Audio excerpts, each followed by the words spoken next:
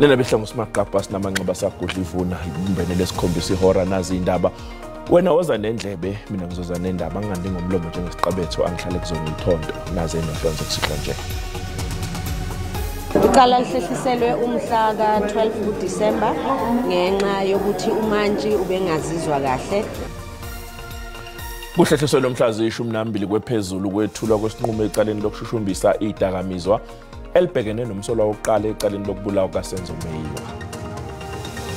There is reason for concern about the increased incidence of HIV infection amongst adolescent girls aged 15 to 19. Iphini likaMengameli wezwe uPaul Mashatile wethule uhlelo lokuqeda ukwesuleleka kwezingane ngegciwane lesandulela ngculazi nengculazi uqobo njengoba bekubanjwe umcimbi wosuku lokuqwashisa nge-HIV and AIDS eMandeni KwaZulu-Natal. All to play for back at home. Away goal is always crucial, but it's the next goal that's going to be the most important goal. Ibanyana izothola ithuba lokudlala kangcono imiphindi ithulana phezulu neBurkina Faso emidlalweni yokuhlungela iAfcon yabesifazane nokumqhudelwano ozobanjwa ngo-2024 ngemva kokubambana ngegoli nalelizwe izolo.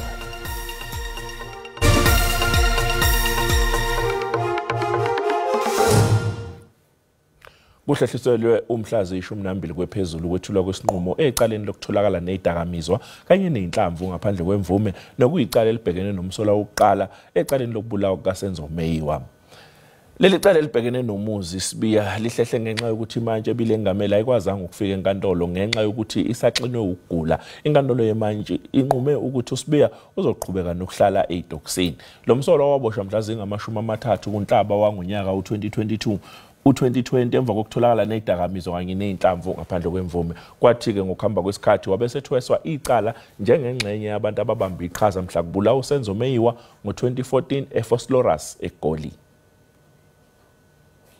Iqala lihlehliselwe umhla ka-12 Disemba ngenxa yokuthi uMantshi ubengazizwa kahle ngakho-ke akakhonanga ukuthi abe semsebenzini azokwazi ukuthi athule isinqumo sakhe. Sithemba ukuthi thina bombuso sinikezane ngofakazi okwanele ukuthi inkantolo ingakwazi ukuthi ifinyelele esinqumweni sokuthi imthola enecala noma engenacala. Inkantolo izoba sesimweni sokuthi ingakhipha isinqumo sayo ngemva kokuthi icubungule kahle ubufakazi obungaphambi kwayo. Umengameli wezwe uCyril Ramaphosa uthi kuyakhathaza kakhulu ukuthi sephuliwe isivumelwano selakwa-Israel neHamas. Owengamelela kuleli ube esenxusa ukuthi imiso unomphela limpi waphinde wacela nokuthi umhlaba uzame kakhulu kunakuqala ukuqhamuka nesixazululo kulingxushunxushu ezenzeka eMiddle East.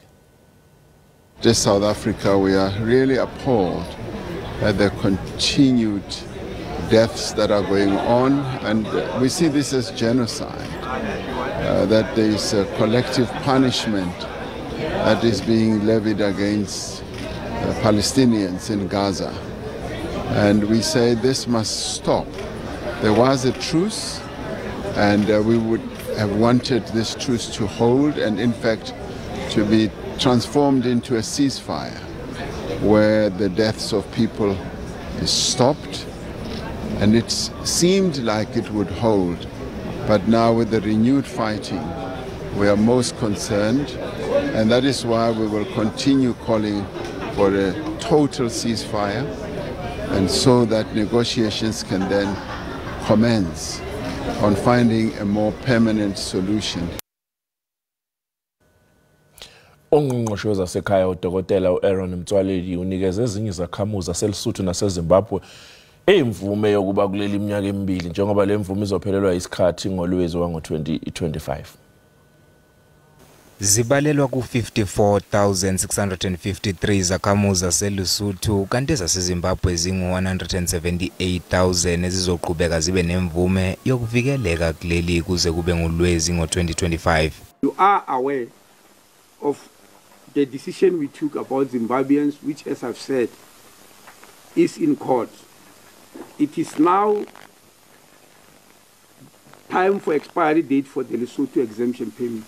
Whatever decision we take about them should not differ in any way. In other words, whatever treatment we give to Zimbabweans and Basotho must be the same. Lokhu kuzoza nembandela ebandakanya ukuthi lezi zakhamuzi ngeke ikwazi ukuguqula ubuzwe futhi ngeke ikwazi ukufaka izicelo zokuba izakhamuzi zakuleli. A holder of the exemption permit will not be entitled to apply for permanent residence in terms of section 25, 26 and 27 of the Immigration Act 13 of 2002 or any other provision in any other law, irrespective of the period of stay in the Republic of South Africa. Kule minyaka emibili akekho zoboshwa noma atshelwe ukuba ahambe noma adingiswe ngokwesigaba sama-34 somthetho wabo kufika kulaba abanikezwe lemvume. Uhulumeni wase-Western Cape wethule uhlelo oluzoqinisekisa ezokuphepha emgwaqeni ngamaholide kazibandlela ngaphandle kwase-Caledon esifundeni Overberg. Iphathimandla-ke zihlose ukusehlisa kakhulu isibalo seyingozi kunesanyakenye. Qhubeke emgaqweni inhlelo zokuqinisekisa ukuthi abantu bafika bephephile emakhaya angaphezulu kwama500 amaphoyisa azobekwa njengoba kulindeleke ukuthi kube nesiminyaminya emgwaqeni kulezi insuku zamaholide. We're following on the success of last year, where we saw a reduction of nearly 37% of road fatalities across the Western Cape. We have more visibility this year with nearly 583 traffic officers deployed across the Western Cape.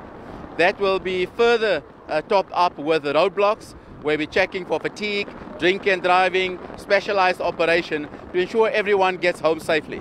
Ukukhathala kwabashayeli kakhulukazi kwabamatekisi namabhasi sekuhlonzwe njengezinye zezimbangela ezinkulu ekwenzekeni kweingozi. Abashayeli bazemukela inhlelo izoba semgwaqeni. I think it's a very good initiative. I think you should do this regularly and tell people, some safety rules and give them advice to be safe on the road. It's a good thing. It's always a good thing because they ensure the roadworthiness of vehicles and it avoids accidents. Check my license, the vehicle, my driver's license, the vehicle's license disc, and just a check on the vehicle's roadworthiness. Iphathimandla zexwayisa abashayeli ukuthi bengakucabanga nokucabanga nje ukushayela bedle amanzi amponjwana. Aseqalile amaholide okuphela konyaka esifundazweni eMpumalanga njengoba namhlanje bekusingathwe umcimbi wezamasiko nobuciko kulesiya sifundazwe. Bekugqokwe imvunulo yesintu enembala emihle yahlukene abantu bekhombisa ukuzigqaja ngamasiko abo. Ukuthi size la sikhambe endleleni abantu basibone ukuthi sisuza ukuthi nje iculture yethu uyakhula uma uli artist. Having culture exposed, especially here in Mpumalanga, is fantastic simply because there's so many young children and they need to be inspired. Lo mcimbi kuhloswe ngawo ukuvula isikhathi samaholide. Ngithenga amathikithi ne for kusasa then umuntu engifuna umbona lapha kahle ngiyangistana. Le event imnandi kakhulu mina ngidabukale kwaZulu Natal ngibona nje amatsonga amatswana besuthu beshaya ingoma yabo nami njengomZulu ukuthi angingene ngithi ugiya kancane. Umnyango wezemidlalo amasiko nokungcebeleka uthi unethemba lokuthi lo mcimbi uzothuthukisa izokuvakasha kanye nomnotho kulesifundazwe. Ma hotel ethu ayahlomula nama guest house nama restaurant ngoba abantu bafika early before kuqala lo mcimbi. Kuzoba nemicimbi ezindaweni kulamasonto amabili ezayo. Mbukile siqoyito labantu mabesibuya sizophathela udaba oluthi PRASA shall effect an increase of 5% on total guaranteed pay across the board for all employees in the bargaining unit.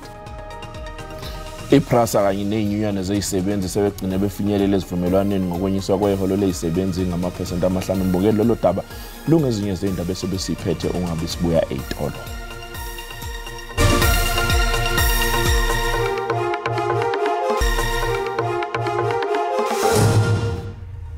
Sikubingelele sikwamukela uma usanda kungena udabeni oluphambili. Mbukele besibike ukuthi kuhlehliselwe mhla zi-12 kwephezulu kwethula kwesinqumo ecaleni lokushushumbisa idakamizwa elibhekene nomsola wokuqala ecaleni lokubulawa kaSenzo Meyiwa. Mbukela sikukhumbuza ukuthi lezi ndaba ikhona ku YouTube na ku SABC Plus. Ngena kuzo ke uyicinga amagama athi SABC izindaba na kanjani. Ngiyakuthembisa mbukeli uzoyithola lezi ndaba engiyifundayo njengoba zinjalo.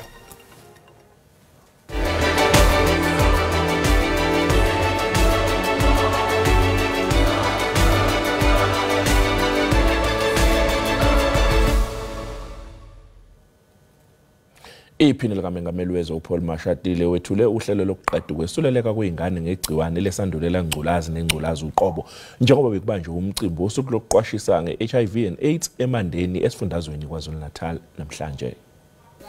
Zilinganiselwa kumaphesenti angu-85 eNingizimu Afrika izingane ezingasazi isimo sazo maqondana nesifo sengculazi.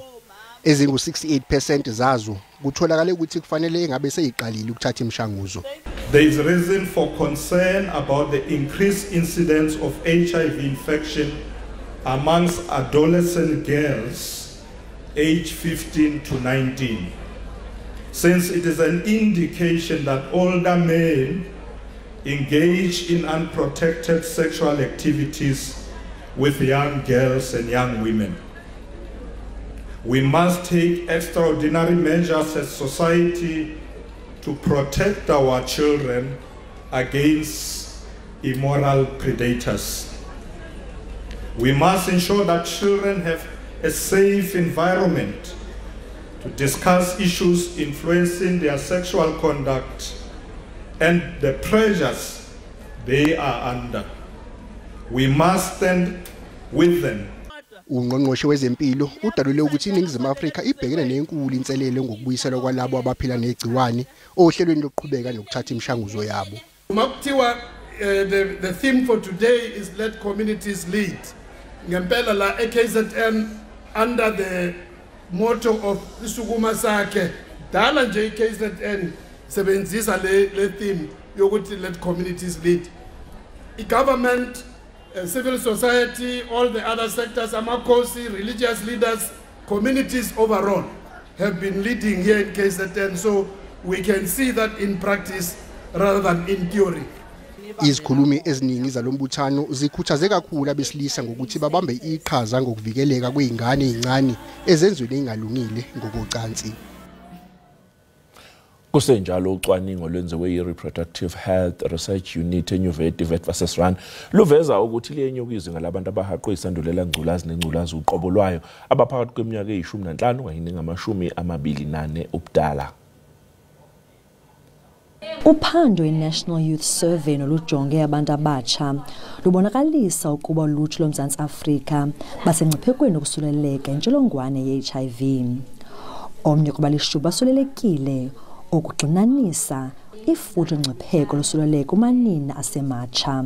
Lihleli nitshomi zami mina asikwazi uthetha ngangengile ndoza nge-HIV and AIDS because bayacinga abantu bathi manifethu ezithitha ngazo azozinto fanele thina sithitha ngazo kanye izinto fanele siyazazi ezithitha ngazo. So abantu abafuni ukuyazi ba yintoni ile news HIV iza njani affecta njani. Management zami asithethe kakhulu nge-HIV and AIDS because asikwazi uthetha ngezo zinto singathethi ngazo emakhaya kakhulu. Abazali bethu bane stereotype towards HIV. Zizazinto ziphushela under the carpet. You can't even talk about sex kokwenu because kuthiwa uthanda istrato okanye into ezinjeya. So I think land ofuneka iqale kokwenu abazali ba-educate bazi more and they need to know ba ezi zinto efuneka sithethe ngazo because umntana uzayenza mistake if akafundiswa kokwabo. Yona nto exhalabisayo lizenga liphezulu lolutsha kuquka nabasuleleke intsholongwane abangabonisa inkxalapho engcipheko losuleleko. When it comes to abantwana balapha like abantwana endlengana nabo ne-teenagers, abantu into abayicingayo bona since like they're having sexual intercourse, into abayicingayo kukuba bamithi okanye bamithanga nanzo into abayicingayo. I think i-government need to baba exposed to how risky i-HIV ne-AIDS injani. Nangona kufundiswa ngentsholongwane ezikolweni kukho isimemelo sokuba kubekho ingxoxo ngokubanzi ngale ntsholongwane. Abantwana endibafundisayo ngobona kwami ingathi i-HIV and AIDS ayonto abathetha ngayo kakhulu kwezi ntsuku and njengoba bengathethi ngayo it's not ba abayoyiki, but I think abasaboni ngathi into eserious or into ekhoyo kakhulu. Kukho nesimemelelo sikuphuma kulutsha kuba abazali mamancokole phandle ngokubelana ngesondo ne-HIV and AIDS kusela abantu abancinci. Dingulerato Fekisi kwindaba ze-SABC eGqeberha.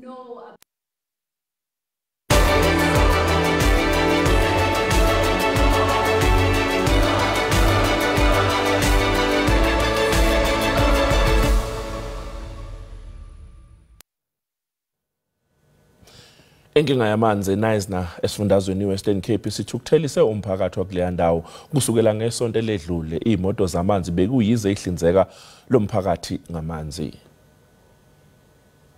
Abahlali babhenele kuvaleni uhola wendlela we-N2 kule veki ngelinyanzelisa ukusonjulula kwengxaki yamanzi. Kukhwetywe abanye omasipala bezoncedisa ngezigadla zonkingishela abantu ngamanzi kunye nokucoca kwendawo yokulahla inkunkuma. Ukuchithwa kwamanzi angcolisekileyo kuza kugqitywa kule veki zayo, nto leyo eshiya abahlali bekhalisa imbonono. Sihlupheka in as much ezindlini zethu kuyanuka. Sine drains ezinukayo, andikwazi understand umasipala eyona nto kanye aphezulu kwayo into bana mna noqoka ndigulile kule straight ngalamanzi because ngoku siyawacingela noba siyawacingela balu sivala into yenzeke pha kwela tanki pha siphethe kakubi gqithi. Urhulumente wephondo ungenelele kule veki enika lo masipala iveki ezimbini aze neqhinga lokuphuma kule meko. The 4 reservoirs at the current moment, they are being decommissioned and then we are now supplying water through the water tankers. Hence the intervention from the province. Lo masipala uthi awunazingxaki zazimali. Nangona kunjalo, iqela labahlali libethe kulo ezipokothweni kule veki ukuze lidibe iziginqi kwenye yendlela zale dolophu.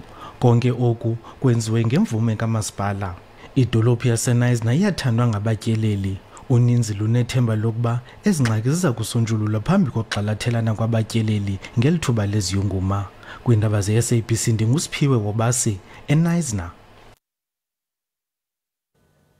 Owengamele zemali esifundazweni iFree State uthi uhlelo lokwelekelela omasipala ukuthi bakwazi ukukhokha izikweleti zogesi seliqalile kwabanye omasipala kulesi sifundazwe. Uhlelo lukaMgcini Mafakazwe lonke olwethulwe eqaleni kwalonyaka kuhloswe ngalo ukuxhasa umasipala banezikweleti zogesi kwa Eskom. Abanye omasipala eFree State bakoleda imali ebalelwa kumabhiliyoni amarandi. It will assist us in writing off our historic debts, ensuring that our debt ratios are improved, ensuring that our financial health of our municipalities improve, and later, of course, to ensure that we have complete funded budgets within our municipalities and local government within our province. Umkhandlu dolopha eMangaung Machabeni kanye nenketwane ibona kuphela umasipala oseqinisekiswe ukuthi sebengaphansi kwalolu hlelo. What we are emphasizing as the city is that the Centlec will engage into a program where they are making sure that people don't go back to those same status before when we had this baggage of a lot of money that we are supposed to pay. Imachabeng eVelcom, Imaluti Apufong eQwaqwa kanye neNgwate eParis ibona umasipala abaphansi kwencindezi enkulu. Abaphathi besikhungo sikaloliwe iPrasa kanye nenyunyana zezisebenzi sebegcine befinyelele esivumelwaneni ngokwenyuswa kweholo lezisebenzi ngamaphesenti 5. Ngenyanga ephelile inyunyana ezimbili zezisebenzi embonini kaloliwe zifake iPrasa esigcawini seCCMA okuyikhomishana exazulula imbango phakathi komqashi nezisebenzi.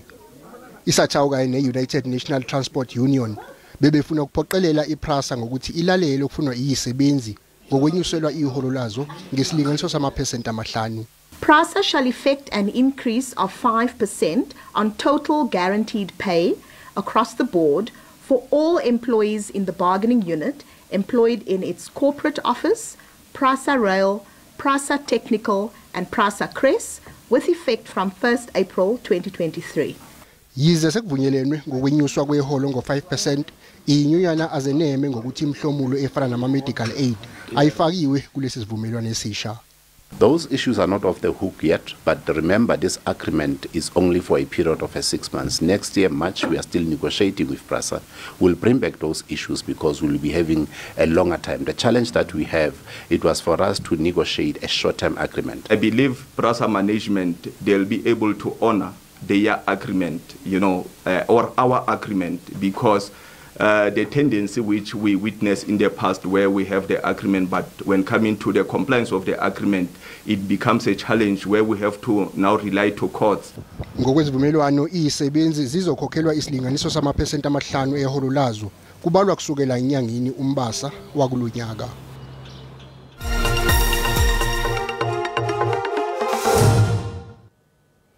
iBanyana izothola ithuba lokudlala kangcono uma iphinde itholana phezulu neBurkina Faso emidlalweni yokuhlungela umqhudelwano iAfcon yabesifazane nokumqhudelwano ozodlalwa ngo2024 ngemva kokubambana ngegoli nalelizwe izolo ekuhambeni. iBanyana izothola ithuba lokwenza kangcono emlenzeni wesibili ozodlala enkundleni iLucas Moripe ePitoli ngomsombuluko. Iqembu lika Desiree Ellis lihlulekile ukuqoqa amaphuzu amathathu wayizolo. idlale ngokulingana ngegoli elilodwa neBurkina Faso. I felt we started a bit slow, but then we got into the game, created a few chances, and I thought we'd scored. I thought Temi wasn't offside. It was a rebound which Janine had taken. We had a couple of opportunities. Then, second half, we scored, had a few opportunities, hit the post, and once again, we made a mistake and they scored. And we speak about, minimizing our mistakes, and we kept giving the ball away in areas where they could punish us. Ngisho noma iBanyana ishaya igoli ekhambini kodwa uEllis uthi kumqoka ukuthi banqobe lo mdlalo. Now it's all to play for back home. We got the away goal, but they fought bravely, and we could have stolen it, but so could they, after us giving the ball away once again. And we've got to be better in that department. We speak about if it's not on, don't force it, restart again, but we kept giving it away in crucial areas and hit the post as well. So it's all to play for, but we could have sealed this game, and taken a lead back to South Africa. Look, I think they're disappointed with themselves, like we are, because we could have gotten a better result. So it's all to play for back at home. Away goal is always crucial, but it's the next goal that's going to be the most important goal. Uqosho umlando ngesikhathi uJanine van Wyk edlala umdlalo wakhe wekhulu nama-28. uVan Wyk uqala lo mdlalo futhi bekunguye ukapteni weqembu. Mbongela umhlahlusi moSezulu uyalandela emva kwekhefu.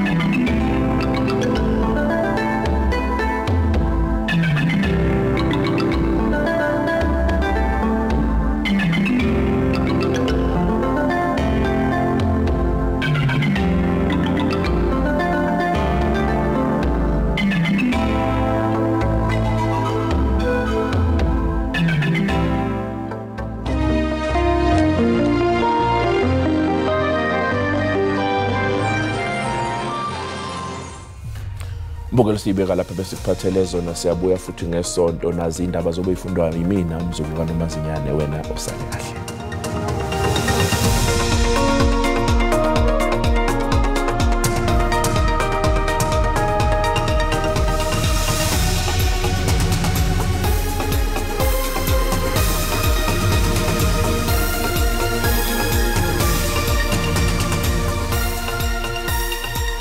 More than a view, more than a TV